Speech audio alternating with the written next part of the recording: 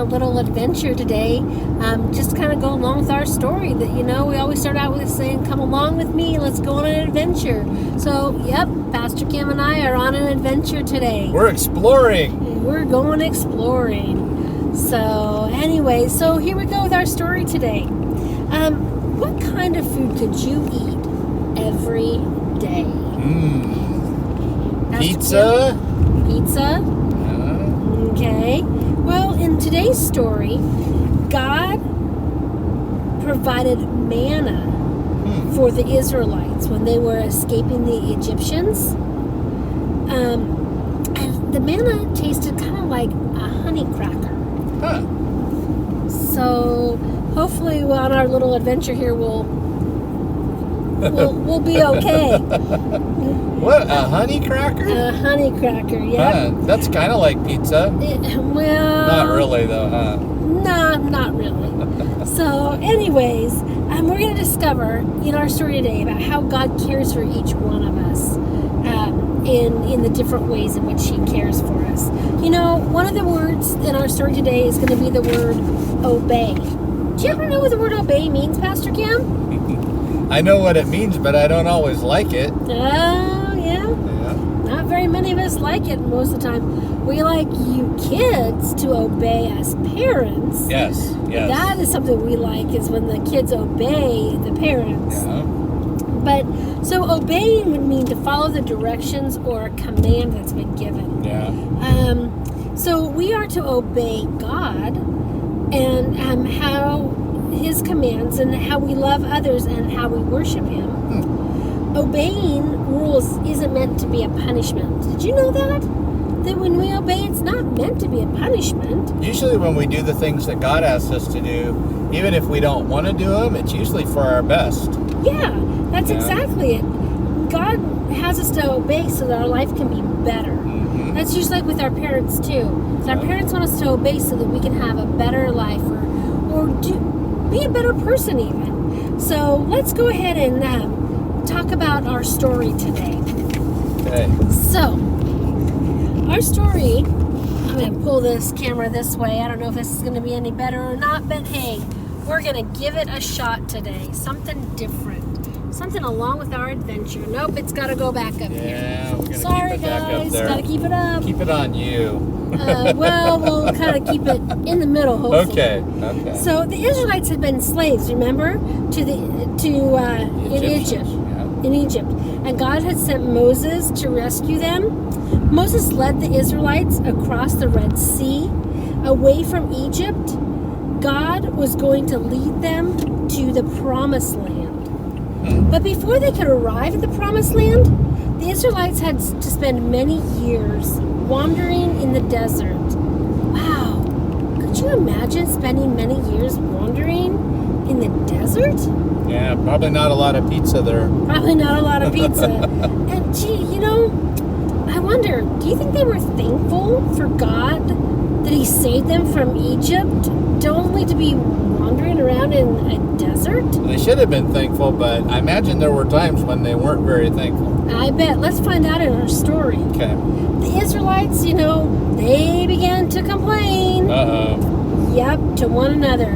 We're hot. We're tired. Are we there yet? I know. And we're hungry.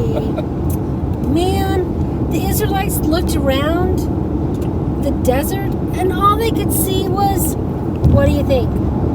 Sand? Sand. All they could see was sand. There wasn't any food, so there was no pizza. No pizza.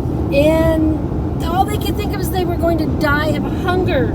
That the Israelites said to Moses, we're just going to die. You brought us out here to die in the middle of the desert. Yeah. And they started to believe that they might have been better off staying in Egypt as slaves. Yeah, they said we should have just stayed there where we had all the food, where we had food and a place to lay our head down. Yeah. They didn't believe that God could take care of them at this point. They had been like, okay, we followed Him. We trusted Him to get us out of there, but now... Look what good it did us. It's like, So, does that sound like something God would do? Do you think God would just abandon us? When He took us someplace, do you think He would just abandon us? Yeah, I don't loves us and He cares for us and for the Israelites, and He wouldn't leave them hungry. God promised to provide for them with meat each evening, and as the sun set, He would send them hundreds of quail that would begin to run throughout the campsites, and the people could use those quail, the Israelites could use the quail, which are birds, for some food. I wonder, do you think God would provide anything for breakfast? Maybe that honey stuff you were talking about. Maybe that honey stuff, yeah, that's right. Like those honey cracker type Those stuff. honey crackers, that's called manna. Manna. It's called manna. Huh, manna. Yep, so every morning the Israelites would wake up and they saw this white looking stuff on the ground. And they'd be like, what is that? Yeah, they were like, huh? And they got closer and it was like a flaky bread. Huh. It was like a flaky bread that kind of like we said, it was kind of like a cracker, Uh-huh. a honey tasting cracker. And it was so good, and the Israelites called it manna. Yeah. God promised to provide the bread for the Israelites every morning. And God told them they could only gather as much as they needed for that morning to eat. So like they couldn't like put it in jars and stuff and keep it for later? Nope, God didn't want them to do that. I wonder why. Yeah. Do you think that everybody's going to listen to God? Nope. Some people probably start putting it in jars, and then what happened? Oh, well. It rotted. They did, and it rotted. It got bugs in it. Ew, Could you imagine getting bugs in your bread? Well, what would be like your breakfast? And everybody would know that you didn't obey too, because they'd be like, "Why do you not? Oh, you must have Yeah. stored up manna." Exactly. So when the Israelites had stored it up, and like we said, it got all gross and had bugs, since they didn't trust God, the food got ruined. So God provided even more than enough food to care for the Israelites. Each day the Israelites would gather the food, and by night they would get the quail. But on the 6th day, God said, you know what? I want you to grab enough manna and quail for the next day.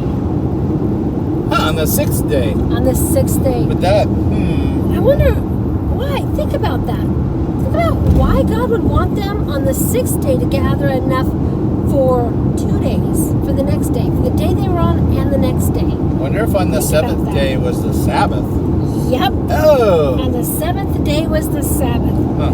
It was a holy day, a time of rest, and God wanted the Israelites not to work on that day.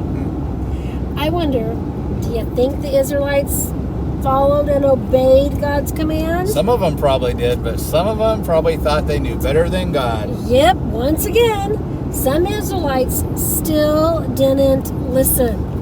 Yeah. When they woke up and went outside to gather the food on the 7th day, there wasn't anything. Nope. They didn't obey God's They should've instructions. listened. So do you think maybe they were hungry on that day? Probably. Maybe. Or maybe, you know what? I wonder if one of their friends would have helped them out and let them have some of their manna. I would hope so. I would hope That so would be too. kind. So the Israelites had no reason to doubt God and His faithfulness, but they sometimes did. God was kind of sad that some of the Israelites didn't trust Him.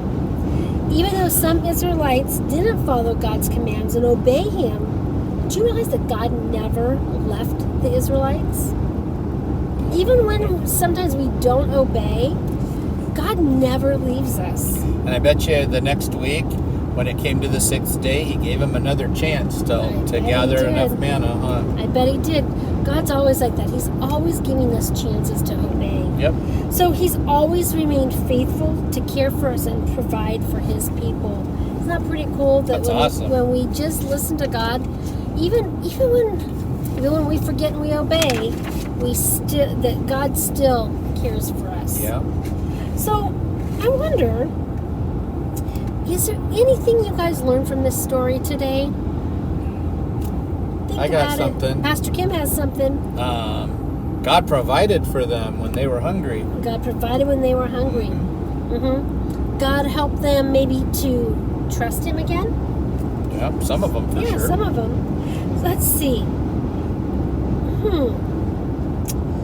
Do you think that, I wonder if God ever wanted to help the Israelites because, if he didn't want to help them, if God didn't want to help the Israelites because they would complain. I was going to say, they grumbled and complained, and they got mad at God and Moses, but at the end of the day, I wonder if he God still gave them another chance. I think, he still gave them another chance, even though they grumbled and complained. So, all right, guys, one last thing I'm going to leave you with today. I know it's kind of a short little lesson, but we're going to go over the memory verse real quick. The memory verse says, "How precious are your thoughts about me, O God. They cannot be numbered. I can't even count them. They are outnumbered by the grains of sand. And then when I wake, you are still with me." That's found in Psalms 139, 17, and 18. And we're kind of turning a corner, so hopefully I don't lose the iPad. I tried. Hey, you know what? The grains of sand, that's a lot. That's a big lot. number, isn't it? It is a lot. That always makes me think about that. Oops, I keep trying to drop the iPad coming around that corner. Well, we're on an adventure. That's right. We're exploring. So, kids, just to let you know that next week we will have our craft. But this is what's going to be really cool, is our craft, you already have all the supplies at home. We are going to make some unleavened bread that will be kind of like the manna. So we will make unleavened bread that will be like manna. So it will be salt and flour and water, I think is what it is. Maybe a little bit of oil. Sounded like you said we're going to make 11 bread. Not 11. Oh, not 11. Unleavened bread. Unleavened bread. Okay. All right, everybody. Have a great week. And thanks for going on our little road adventure with us.